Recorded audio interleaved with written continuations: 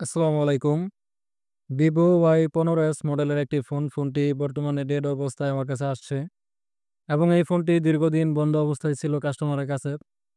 তো কাস্টমার আমাদের শপে নিয়ে আসে ফোনটা রিপেয়ার করার জন্য।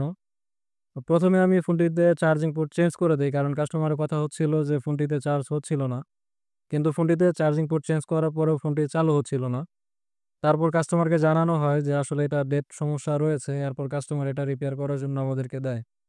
এই ফোনটা এখন আমরা সবকিছু চেক করব এবং ডেড মোড থেকে ফোনটা রিকভার করা যায় কিনা সেটাও দেখব স্টেপ বাই স্টেপ। তো ১ম এ আমি ফোনটিতে একবার চার্জার লাগাইলাম এবং এরপর হচ্ছে ফোনের ব্যাটারি ভোল্টেজ চেক করি, ভোল্টেজ সবকিছু ওকে থাকে। তারপর পাওয়ার সাপ্লাই দিয়ে ফোনটিতে চালু করার চেষ্টা করি, কিন্তু পাওয়ার সাপ্লাই কোনো রিডিং নিচ্ছিল না। পাওয়ার সাপ্লাই এখানে ০ রিডিং দেখায়। তো সেক্ষেত্রে আমরা বুঝতে পারি হয়তো পাওয়ার সেকশন কিংবা চার্জিং সেকশনের আশেপাশে কোথাও না কোনো সমস্যা রয়েছে। তো এরকম যদি আসে যে আপনার ফোনের রিডিং ০ আসে, তাহলে ১ম এ আপনাকে পাওয়ার কিতে ভোল্টেজ চেক করে দেখতে হবে যে আসলে পাওয়ার কিতে কোনো ভোল্টেজ আছে কিনা। যদি পাওয়ার কিতে ভোল্টেজ না থাকে, তাহলে পাওয়ার আইসি পাওয়ার কিতে ভোল্টেজ দেয় নাই। এখন ভোল্টেজ না দেওয়ার পেছনে অনেকগুলো কারণই কিন্তু থাকতে পারে। আর যদি পাওয়ার কিতে ভোল্টেজ থাকে, তাহলে পাওয়ার কিতে ভোল্টেজ থাকা অবস্থাতেও যদি ফোন চালু না হয়, সেক্ষেত্রে অন্য একটা হিসেব। সেক্ষেত্রে পাওয়ার আইসির বাক কয়েল ঠিকভাবে ভোল্টেজ তৈরি করছে কিনা, এরকম অনেক বিষয় আমাদের কিন্তু চেক করতে হয়। তো এই ফোনটাতে যখন আমি পাওয়ার কিতে ভোল্টেজ চেক করি, সেখানে কোনো ভোল্টেজ পাই না। সেইজন্য আমি ১ম এ ফোনটির বিপিএস লাইন চেক করি। তো বিপিএস লাইন চেক করার পর এখানে কিন্তু বিপিএস যে কয়েলটা রয়েছে, সেই কয়েলটা শর্ট দেখায়। মাল্টিমিটারের দিকে আপনি যদি খেয়াল করেন তাহলে বুঝতে পারবেন বিপিএস কয়েলে ধরার সাথে, সাথে কিন্তু শর্ট রিডিং চলে আসতেছে। তার মানে হচ্ছে এখানে আমাদের মূলত বিপিএস লাইনটা শর্ট হয়ে গেছে। এখন একটি ফোনের বিপিএস লাইন যদি শর্ট হয়ে থাকে তাহলে সেই ফোনটি কিন্তু কোনোভাবেই চালু হবে না।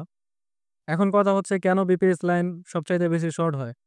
এর কারণ হচ্ছে বিপিএস লাইন কিন্তু মাদারবোর্ডের প্রায় সব জায়গাতে ভোল্টেজ সাপ্লাই করে থাকে। মিনিমাম 80% জায়গাতেই ভোল্টেজ সাপ্লাই করে থাকে।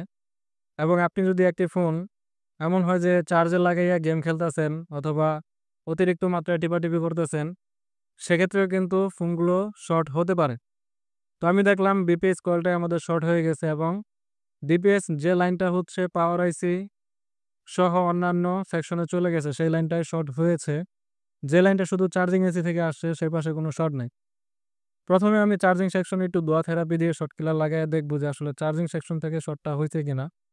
যদি এতে শর্ট ধরা না পড়ে, তাহলে আমরা পাওয়ার সেকশনে টিন উঠাবো এবং সেখানে দোয়া থেরাপি এপ্লাই করব। কারণ সবচাইতে বেশি ক্যাপাসিটর কিন্তু পাওয়ার সেকশনেই থাকে। আর যেহেতু সবচাইতে বেশি কম্পোনেন্ট পাওয়ার সেকশনে রয়েছে, সেহেতু সেখানে শর্ট হওয়ার চান্স কিন্তু সবচাইতে বেশি। অলরেডি আমি পাওয়ার সেকশনের টিন খুলে ফেলেছি এবং পাওয়ার সেকশনের চারদিকে সুন্দরভাবে ধোঁয়া দিয়ে দিয়েছি।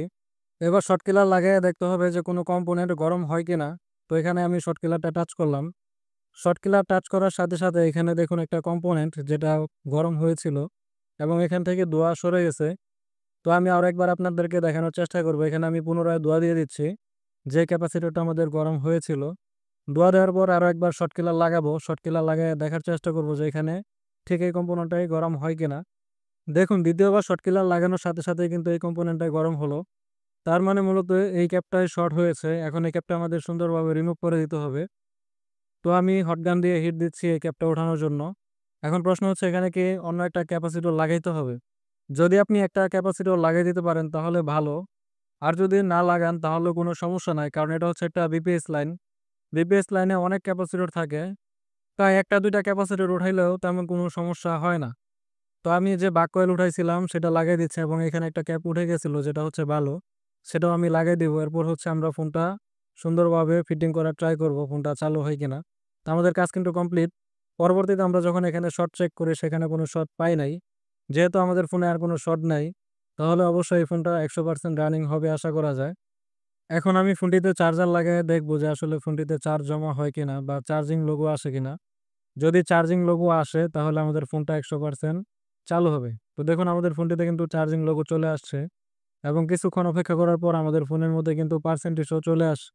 যেহেতু পার্সেন্টেজ চলে আসে তার মানে ফোনটা ওকে হবে।